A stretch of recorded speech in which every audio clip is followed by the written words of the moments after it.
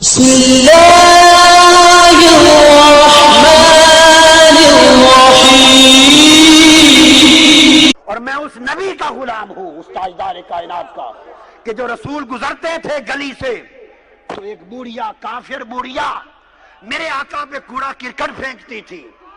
ایک دو روز گزر گئے، آقا گزرے، کوڑا کرکٹ نہیں پھینکا، کوڑا کرکٹ نہیں پھینکا۔ میرے آقا نے پوچھا، یہاں ایک عورت رہتی تھی اور ہر روز میرے اوپر گندگی، کوڑا کرکٹ پھینکا کرتی تھی، دو روز نے کسی نے 2 روز گزرے نہیں پھینکا، پتا تو کرو اسے کیا ہوا۔ ارے میں تو اس آقا کا غلام ہوں، پتا کرو کیا ہوا۔ معلوم کیا کہ وہ بیمار ہیں، تو میرے مصطفیٰ اس کی تیمارداری کے لیے اس کے گھر چلے گئے۔ کبھی کہتے ہیں وہ دیکھے نا جی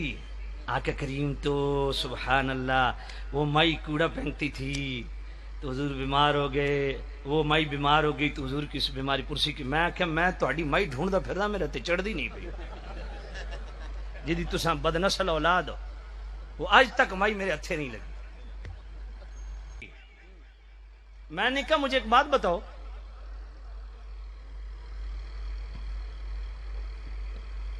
مائی کوڑا پھینکتی تھی، صدیق اکبر ہاتھ باندھ کے کھڑے رہتے تھے، سمجھ نہیں آئی آپ کو؟ جو میرے پاک صدیق سیدنا و مولانا صدیق اکبر عتیق اطہر علیہ الرضوان الاجل الازہر، وہ کھڑے رہتے تھے کہ کوڑا پھینک رہی ہے، بس پھینکنے دو پھر بات کرتے ہیں۔ حضرت عمر دیکھتے رہتے تھے، بھئی روزانہ کوڑا پھینکا جا رہا ہے، سمجھ نہیں آئی آپ کو؟ عثمان غنی دیکھتے، مولا مشکل کشا شیر خدا دیکھتے رہتے تھے، کیسی آمکوں والی بات کرتے۔ میں نے کہا سنو، جب میرے کریم نبی کی گستاخی کا معاملہ آئے گا تو پھر یہ مائی والی جھوٹی روایت نہیں پڑھی جائے گی، پھر بخاری شریف کی پہلی جلد صفحہ 276 کی صحیح روایت پڑھی جائے گی کہ کعب بن اشرف نے جب میرے نبی کی گستاخی کی تو میرے نبی نے فرمایا تم میں کون ہے جو اسے قتل کرے؟ یا رسول اللہ یا تحب ان اقتلا، محمد بن مسلمہ کھڑو گے، سونے جی پسند فرماؤ تو میں اس نے ٹھپاں، میں جا اس کے گھر میں گھس کے اس کو قتل کیا۔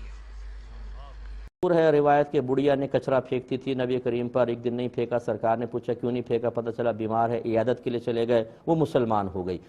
یہ واقعہ صحیح ہے یا غلط؟ دیکھیں یہ بالکل غلط واقعہ ہے، اور مجھے بڑی حیرت ہے کہ ہم نے اپنے اسلامیات کے سلیبس میں جب ہم چھوٹے چھوٹے تھے یہ واقعہ ہمارے سلیبس میں ڈلا ہوا تھا۔ اس سے آپ اندازہ کر لیں کہ بعض اوقات سلیبس بنانے کے لیے کیسے کیسے لوگوں کو مقرر کیا جاتا ہے کہ ان کو اتنی بھی تمیز نہیں ہوتی ہے کہ کون سی چیز ڈالنی ہے اور کون سی نہیں ڈالنی۔ اور میں تو اکثر یہ شکوہ کرتا ہوں، جتنے اسلامیات کے سلیبس دیکھ لیں، شاید ہی کسی درجے میں نوجوان لڑکا لڑکی کو یہ پتہ چلے کہ مجھ پر کن کن چیزوں سے غسل واجب ہو جاتا ہے،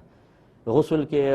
مسائل اور نمازوں کے مسائل، نماز کس سے ٹوٹ جاتی ہے، فاسد ہوتی ہے۔ مجھے ایسا سلیبس نظر نہیں آیا۔ میں اسکول، کالج، یونیورسٹی کی بات کر رہا ہوں کہ جس میں مکمل طور پہ اس پہ کلام کیا گیا ہو، حالانکہ یہ ہماری بنیادی عبادات ہے، ہر رتب و یابس اس میں ضرور موجود ہے، لیکن جو حقیقتاً ایک بالغ لڑکا لڑکی کو چیز چاہیے ہوتی ہے وہ ہمارا اسلامیات کا سلیبس اس سے بالکل خالی ہے۔ وجہ اس کی یہ ہے کہ بنانے والے پی ایچ ڈی تو شاید ضرور ہوں گے، لیکن وہ حقیقتاً علم دین سے دور ہوتے ہیں۔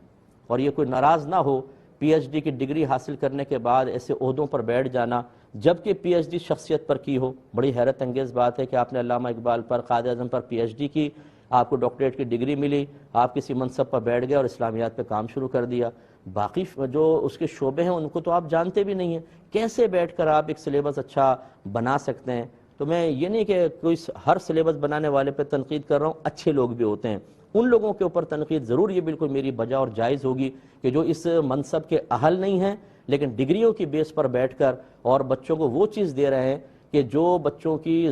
ضرورت کی نہیں ہے، اور جو اہم ضرورت کی چیزیں ہیں اس سے ہمارا سلیبس خالی ہے۔ کاش ہماری گورنمنٹ اس پہ توجہ کرے اور ان لوگوں کو سلیبس بنانے کے لیے دے جو ان نکتوں کو اچھی طریقے سے جانتے ہیں، لیکن مجھے اس کی امید نہیں ہے۔ ہم بات کرتے تھے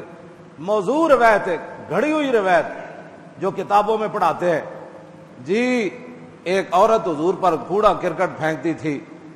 اور میں کہا چلے آؤ یہ روایت انگریزاں گھڑی تے تسی جا کے بیان کرنی شروع کر دیتی۔ ہاں جی، رب العالمین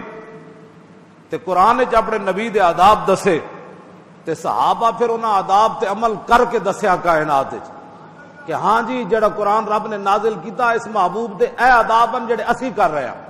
ہاں حضرت عبداللہ بن برائدہ کہندے ہیں اپنے باپ حضرت برائدہ کو روایت کر دیں کہندے ہیں فلم نرفع رؤوسنا الیہ اعظاما لہ اپنے پتر نو دسیا پترا جدو اسی 1,24,000 حضور دی بارگاہ وچ بیٹھدے سی نا فلم نرفع رؤوسنا اسی کدی انج بھی نہیں سی سر چکیا حضور وال کہ کدھر بے ادبی نہ ہو جائے حضور دے. ہاں صحابہ اتھے تے ادب کر کے دسیا. ہاں انج نہیں 1,24,000 جدو بھی رسول اللہ دے گھر گئے حضور کو کم ہے حضور نے جا کے دروازہ انج نہیں کھٹکایا انج ناخن مارے دروازے ناخرنا بالاضافی تو سا ایک ہی پڑھیا جی مائی کوڑا سٹتی سی میں کہ چلیا اے تے روایت ہے ہی کوئی نہیں کائنات جس جڑے صحابہ انج ہاتھ حضور وال نہیں سن کرن دیندے او تماشا ویکھدے رہندے سن کہ جناب مائی کوڑا سٹن کدوں آویں کون سی اسلام کی باتیں کرتے ہو کیوں جی باتیں کرنے والی اللہ نے اپنا محبوب بنایا اور مائی کوڑا سٹ دیو ہوئے محبوب ہوتے ایتھے آپ پتر برداشت کرنا کسی دی ماں تے کوئی کوڑا سٹن آوے پیو تے اے کیوں جی روایتاں تساں گھڑیاں اے کوئی حدیث کوئی نہیں. ہاں کہ اے ادھروں گھڑی ہوئی ہے انگریزاں یہ جو کڈیا اپنے نبی دے بارے بے وفا ہو جان جڑے صحابہ انج میدان حدیبیہ وچ حضرت عروہ بن مسعود بعد وچ مسلمان ہوئے پیچھے مغیرہ بن شعبہ سب کے بھتیجے کھڑے تلوار لے کے حضور دی حفاظت واسطے چاچا حضور نال مذاکرات کر رہا مذاکرات کردیاں انہیں حضور دی مبارک داڑھی نو انج ہاتھ لا دیتا بطور معذرت خواہاں کہ حضور صلح کریے اے جنگ نہیں ٹھیک جدو انج ہاتھ کیتا نا بھتیجے نے چاچے تے ہاتھوں تے تلوار دا دستہ ماریا فرمایا آخر یدا کان لحیت رسول اللہ واللہ تصل الیک فرمایا چاچے اگرچہ تو خوشامد کر رہا ہے لیکن ہماری نظر میں یہ بے ادبی ہے دوبارہ حضور کی مبارک داڑھی کی طرف ایسے ہاتھ کیا تو میں کاٹ کے رکھ دوں گا پیچھے کر رہا تھا. کوئی نہیں دین پڑھے تو پھر دین پڑھو ایک تسی روایت کتوں کر لئی